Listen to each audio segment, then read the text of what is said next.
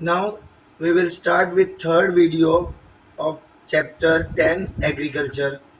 उसमें पहला टॉपिक है इंस्टीट्यूशनल रिफॉर्म, मतलब क्या क्या इंस्टीट्यूशन बनाए है गवर्नमेंट ने फार्मर्स के लिए, एग्रीकल्चर के लिए। The reforms connected with land ownership, मतलब लैंड की ओनरशिप जो के जो प्रॉब्लम्स थे उसके लिए गवर्नमेंट ने सॉल्यूशन निकाला। The reform connected with land ownership, crop subsidy, government subsidy देती है फार्मर्स को। And sale of farm produce, कैसे फार्म प्रोडक्ट बेचना, are considered to be institutional reform in India.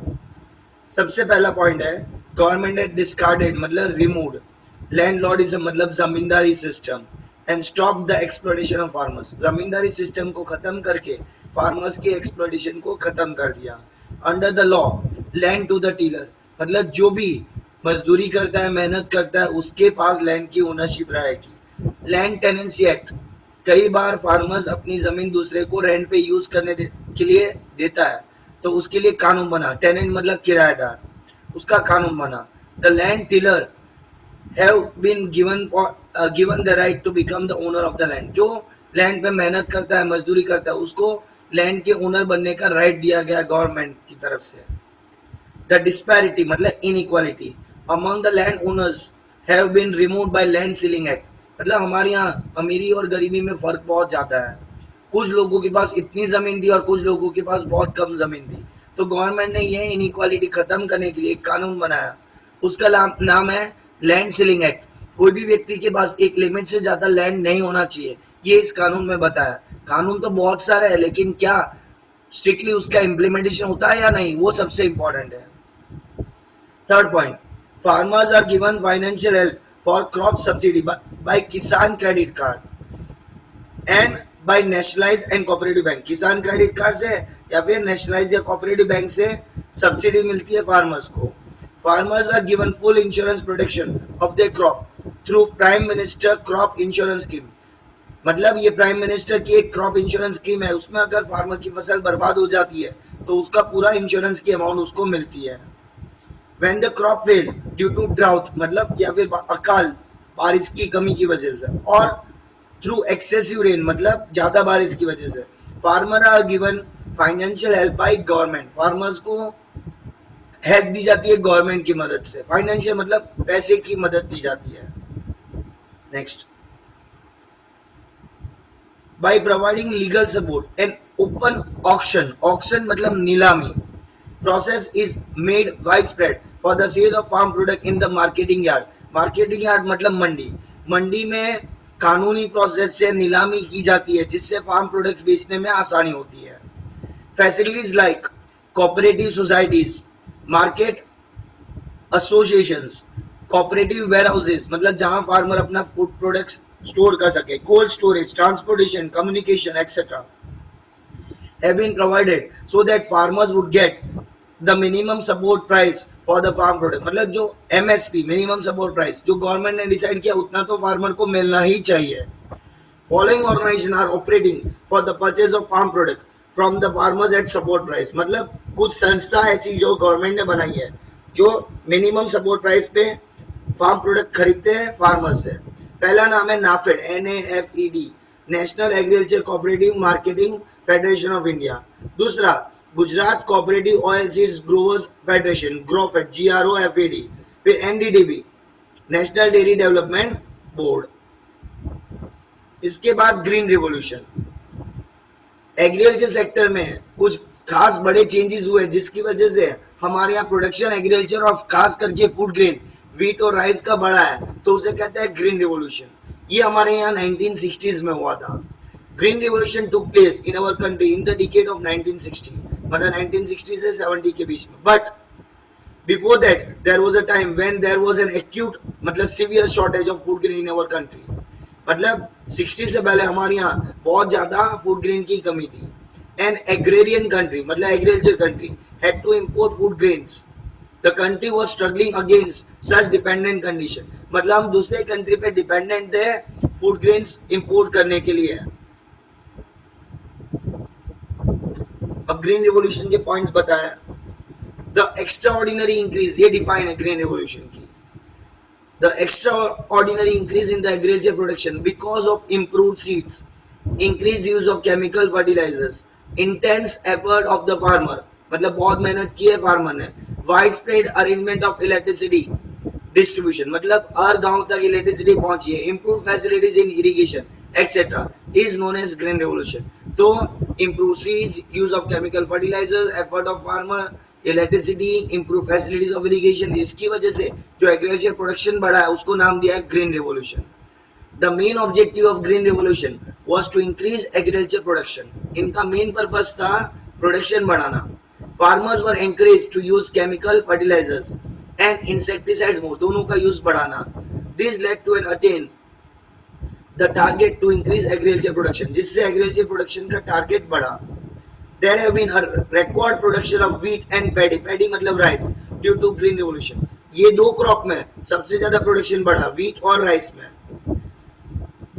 Where there is a scarcity of food grain in the country, today there is a sufficient storage of food grain. मतलब एक जमाने में scarcity थी, there was a scarcity. एक जमाने में food grains की कमी थी, आज वहां हमारे पास सफिशिएंट स्टोरेज है, बफर स्टॉक है. बफर स्टॉक मतलब जो सरप्लस फूड ग्रेन गवर्नमेंट अपने गोदाम में स्टोर करके रखती है. तो जहां एक समय स्कैसिटी था, आज वहां ज्यादा सरप्लस फूड ग्रेन हमारे पास पड़ा है. Once drought was a hazard, hazard मतलब हमारे लिए खतरा था, of regular interval of in India. Its adverse effect are not seen after green revolution, मतलब ग्रीन रेवोल्यूशन के बाद ड्राउट की कोई हार्मफुल इफेक्ट हम पे नहीं है. Due to the buffer stock of food grain, the condition of drought of scarcity are face conveniently, मतलब अगर ड्राउट भी पड़ता है तो हम आसानी से उस ड्राउट की प्रॉब्लम में से बाहर आ जाते हैं. द सेल्फ सफिशिएंसी, मतलब हम अपनी रिक्वायरमेंट का फूड ग्रेन खुद ही प्रोड्यूस कर लेते हैं. इन food grain, the self sufficiency in food grain is a landmark. Landmark मतलब बहुत बड़ा अचीवमेंट है of historical achievement of green revolution. Today the production of cash crop has increased and the production of pulses and other cereals मतलब अनाज, food grain has decreased with the repetition of the same crop to reach the stage where other countries of the world have progressed. मतलब दूसरे countries ने progress किया, अगर हमें वहां तक पहुंचना है using better technology in agriculture field we will have to be ready for next green revolution. मतलब एक बार तो green revolution हो गया, अगर हमें दूसरे डेवलप कंट्री के पास में उनके जितना प्रोडक्शन बढ़ाना है तो हमें एक और बार ग्रीन रेवोल्यूशन क्या है, एक और चेंज लाने की जरूरत पड़ेगी. अब role of agriculture in Indian economy, मतलब एग्रीकल्चर सेक्टर का हमारे देश में क्या रोल है. Agriculture is the main occupation in India, हमारे लिए सबसे बड़ी ऑक्यूपेशन है एग्रीकल्चर.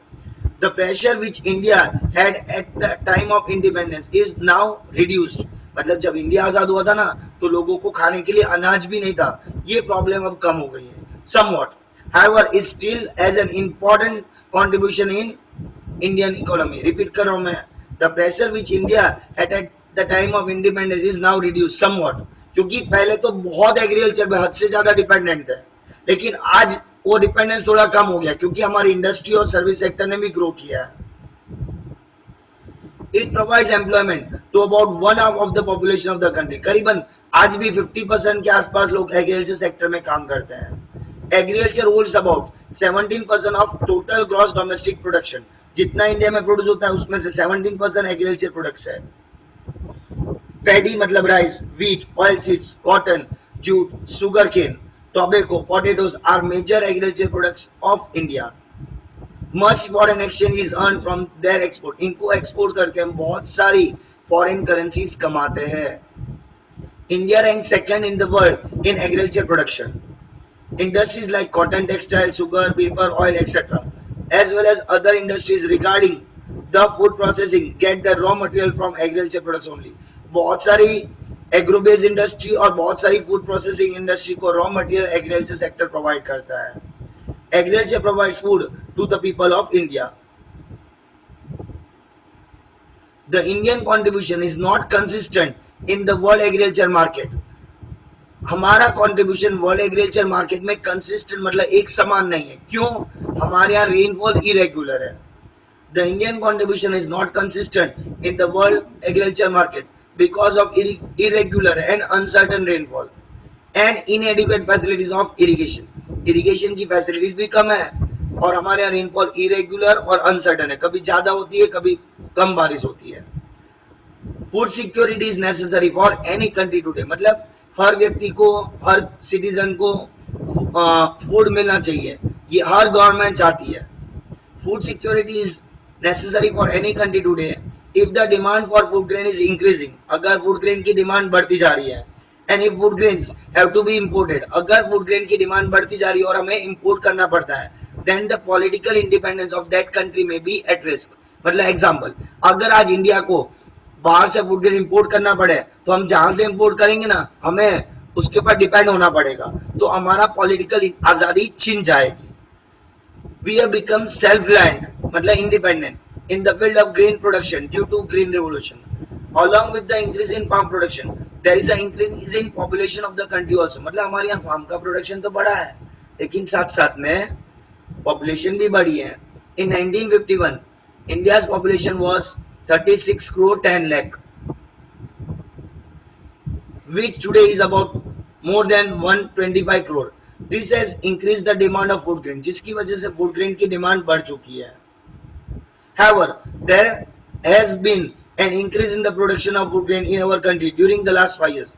Last 5 साल में हमारे यहाँ फूड ग्रेन का प्रोडक्शन बढ़ा है। In 1950-51, India had produced 51 crore tons of food grain, which has increased to a record level of 265.04 crore tons in 2013-14. With the food grain which we have today, the minimum requirement of the country can be fulfilled, मतलब जिससे हमारे देश की जरूरतें पूरी हो सकती है। It is necessary to maintain buffer stock. Buffer stock मतलब सरप्लस स्टॉक गवर्नमेंट रिजर्व रख के रखती है। अगर कोई बारिश आती है या बारिश बिल्कुल नहीं आती है, तो अगर एक साल अगर फसल तैयार नहीं होगी क्रॉप्स की, तो भी हमें भूखा ना मरना पड़े। जैसे अभी कोरोना में गवर्नमेंट ने फ्री में फूड ग्रेन्स बांटे थे ना, राशन की दुकान से, पीडीएस पब्लिक डिस्ट्रीब्यूशन सिस्टम से। It is necessary to maintain buffer stock and to increase it. By the buffer stock of the grain, the scarcity of grain can be prevented during drought. मतलब अगर हम buffer stock रखेंगे तो drought जैसी खराब परिस्थिति में वो ग्रेन्स काम लगेगा। और in the case of inadequate production of food grain, the wastage of food grain can be prevented by implementing the technique to preserve the grains in warehouses. मतलब हमें फूड ग्रेन का वेस्टेज को रोकना चाहिए। हमें नई टेक्निक डेवलप करनी चाहिए कि वेयर हाउस मतलब गोडाउन में जो पड़ा हुआ ग्रेन्स है ना, वो खराब ना हो जाए। द हंगर मतलब भूख of thousands of families can be satisfied if this buffer stock is distributed among them free of charge. मतलब गरीब लोगों में बिना कोई पैसे लिए बांट देना है। It is strong necessity of the time to stop the wastage of food grain. मतलब आज के जमाने की जरूरत है, हमें फूड ग्रेन के वेस्टेज को रोक देना है। It is necessary to strengthen food stocking, मतलब फूड को स्टॉक करके रखना है। And the arrangement to conserve it, मतलब हमें फूड को प्रिजर्व भी करना है। It is a good beginning that the government has made provision to supply the food grain up to the poor people through the Food Security Act. ये कानून है, food security act, गरीब लोगों को फ्री में फूड ग्रेन्स दिया जाता है। लास्ट टॉपिक इस चैप्टर का, impact of globalization on Indian agriculture. मतलब ग्लोबलाइजेशन मतलब हमारे देश की इकोनॉमी को दूसरे देश की इकोनॉमी के साथ कनेक्ट करना, फॉरेन ट्रेड बढ़ाना, तो उसकी इफेक्ट हमारे एग्रीकल्चर पे क्या है, ये हम इस टॉपिक में पढ़ेंगे। इस टॉपिक में the policy of globalization has been implemented with the purpose that the Indian farmer can sell his farm product in the world market and earn profit. तो गवर्नमेंट ने ग्लोबलाइजेशन क्यों अपनाया 1991 में, कि हमारा फार्मर वर्ल्ड मार्केट में अपना product बेच सके और अच्छा मुनाफा मतलब प्रॉफिट कमा सके। Many changes took place in the agriculture field due to globalization. Globalization की वजह से एग्रीकल्चर सेक्टर में बहुत बदलाव हुआ है। The process to export or import crop production is made very simple. मतलब पहले import export करना डिफिकल्ट था, अब आसान हो गया। Cotton, chilies मतलब मिर्च and till are now available in Chinese market and various fruits from the world are now available in Indian market. मतलब पूरी दुनिया के अलग अलग कंट्री के फ्रूट्स आज इंडिया में मिलते हैं। The costly मतलब महंगे, genetically modified जो आर्टिफिशियल मेथड से बने BT seeds sold by the multinational companies are now available in India.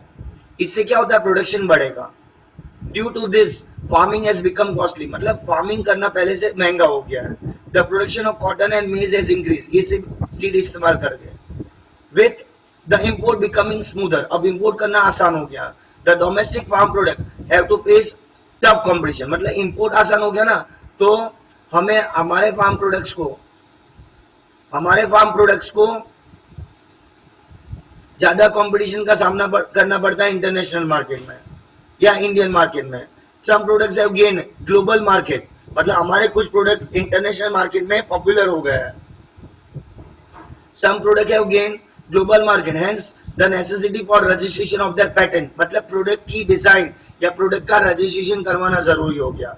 It is necessary to register qualitative farm production as national patent in the world market, मतलब हमारे देश की pattern world market में करवाना है जिस प्रोडक्ट की demand international market में ज्यादा है। To face the competition in agriculture product in global market, क्या बोला है, टू फेस द कंपटीशन मतलब कंपटीशन का सामना करना in agriculture product in global market, India will have to adopt new technology, हमें नई टेक्नोलॉजी अपनाना पड़ेगा, तभी हम हमारे प्रोडक्ट को इंटरनेशनल मार्केट में बेच पाएंगे और कंपटीशन में टिक पाएंगे। एंड कॉन्सेंट्रेट ऑन क्वालिटी, हमें प्रोडक्ट की क्वालिटी पे ज्यादा ध्यान देना पड़ेगा। A series of plan steps, सोच समझ के स्टेप्स प्लान करने पड़ेंगे। Will have to be taken to increase the economic prosperity, मतलब progress, and solidarity of people, मतलब लोगों का स्ट्रॉन्ग डिटर्मिनेशन बनाए रखने के लिए हमें स्टेप्स लेने पड़ेंगे। With increasing population the probable future increase in demand, population बढ़ेगी तो एग्रीकल्चर प्रोडक्शन की डिमांड बढ़ेगी for agriculture products. And to maintain the march, मतलब progress to economic progress, it is necessary to arrange a strategy for second green revolution, मतलब chapter के end में हमें advice दिया है कि हमें एक और बार सेकंड ग्रीन रिवॉल्यूशन की जरूरत है। तो यहाँ ये चैप्टर एंड होता है।